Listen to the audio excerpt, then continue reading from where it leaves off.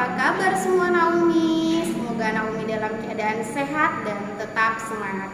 Nah, hari ini kita yaitu belajar IPA dan materi kita yaitu berjudul tentang sumber energi. Nah, simak video kali ini ya Naomi. Sumber energi listrik merupakan benda-benda yang dapat menghasilkan listrik. Materi kali ini kita akan bahas tentang macam-macam sumber energi listrik. Yang pertama yaitu generator. Generator merupakan alat pembangkit tenaga listrik dan sumber energi listrik yang besar. Ada beberapa jenis pembangkit listrik berdasarkan tenaga penggerakannya, yaitu pembangkit listrik tenaga air, kemudian pembangkit listrik tenaga diesel, pembangkit listrik tenaga uap, dan pembangkit listrik tenaga nuklir. Nah, jadi di dalam generator itu terdapat turbin yang berputar dan menghasilkan energi gerak menjadi listrik. Kemudian, yaitu baterai. Baterai disebut elemen kering berisi zat kimia yang dapat berubah menjadi energi listrik.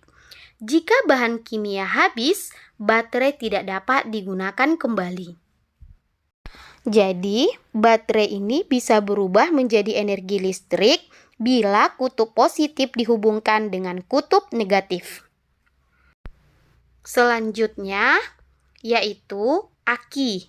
Nah, aki ini disebut juga elemen sekunder saat digunakan terjadi perubahan energi kimia menjadi energi listrik.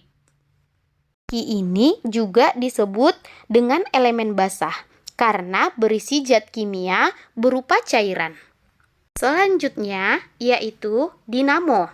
Dinamo biasanya terdapat pada sepeda.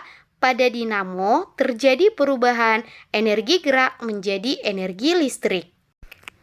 Nah, pada dinamo sepeda memiliki bagian yang terdiri dari magnet yang berbentuk tabung dan sebuah kumparan kawat.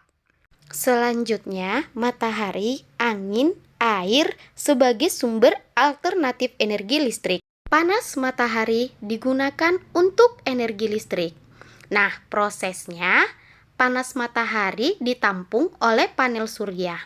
Panel surya akan menyerap panas matahari, kemudian diubah menjadi energi listrik. Nah, setelah itu baru disalurkan ke rumah-rumah penduduk. Kemudian yaitu angin.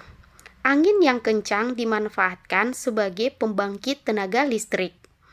Nah, prosesnya yaitu angin yang kencang menggerakkan kincir angin, kemudian menghasilkan energi kinetik yang berfungsi memutar generator dan menghasilkan listrik. Kemudian listrik disalurkan ke rumah-rumah.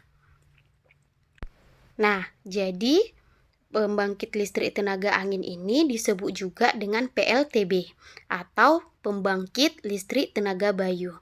Nah, PLTB ini di Indonesia terdapat di Sulawesi Selatan. Yang terakhir adalah air. Selain untuk minum, air dimanfaatkan untuk mencuci pakaian, mandi. Nah, kemudian dimanfaatkan juga sebagai pembangkit listrik. Pun prosesnya yaitu mempunyai kapasitas volume air yang deras. Kemudian air yang deras akan memutarkan turbin yang dihubungkan oleh generator. Kemudian timbullah aliran listrik. Kemudian disalurkan ke rumah-rumah. Pembangkit listrik yang memanfaatkan tenaga air disebut juga dengan PLTA atau pembangkit listrik tenaga air.